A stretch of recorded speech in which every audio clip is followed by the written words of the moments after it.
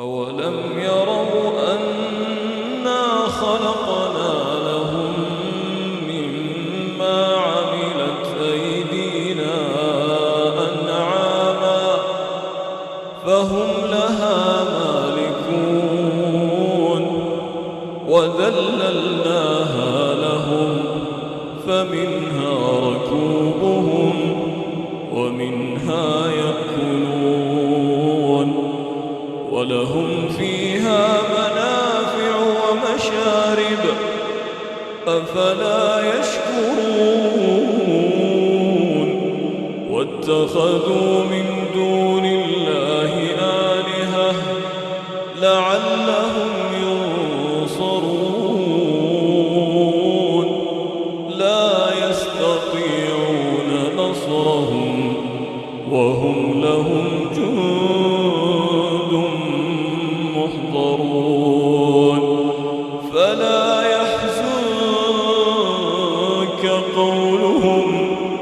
فلا يحزنك قولهم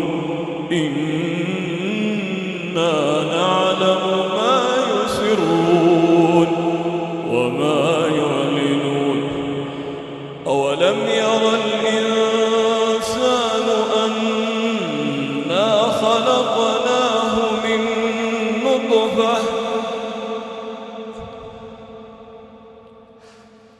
أولم ير الإنسان أنا خلقناه من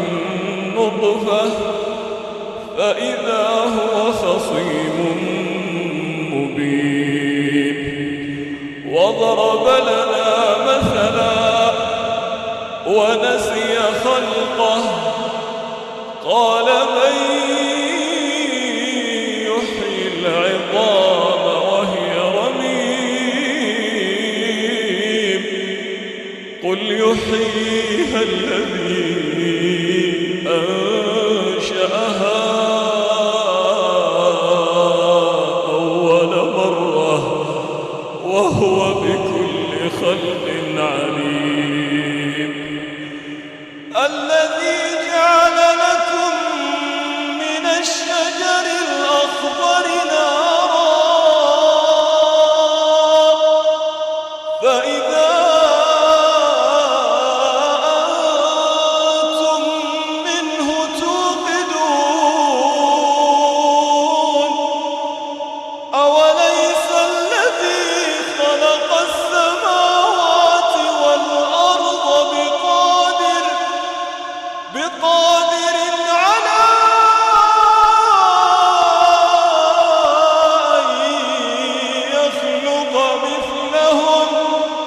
بلى